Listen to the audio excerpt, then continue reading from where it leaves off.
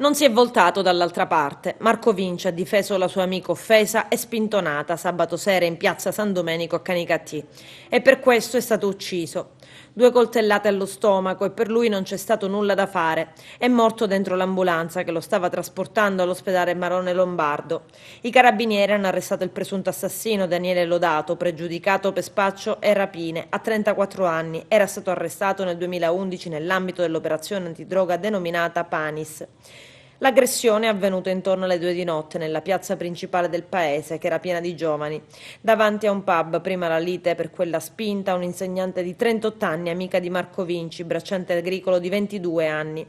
E per alcune frasi offensive. Sembrava tutto finito con qualche spintone tra i due, invece Daniele Lodato sono stati i testimoni a raccontarlo, i carabinieri è andato via per recuperare un coltello, è tornato indietro qualche minuto dopo e ha conficcato la lama nello stomaco del giovane. Mi aveva provocato, ha detto al magistrato Alessandra Russo della Procura di Agrigento che sta coordinando le indagini. Lodato è stato bloccato a pochi metri dalla piazza, i suoi vestiti erano ancora imbrattati di sangue, il coltello è stato recuperato. Canicattì è un paese sotto shock. Il sindaco Ettore Di Ventura ha proclamato per il giorno del funerale il lutto cittadino. Siamo sconvolti per quanto accaduto, dice il primo cittadino. Conosco la famiglia di Marco Vinci. Nell'ultimo periodo abbiamo registrato risse, furti e rapine. Adesso questa tragedia, il controllo del territorio prosegue il sindaco, non è assicurato nelle ore notturne per mancanza di personale.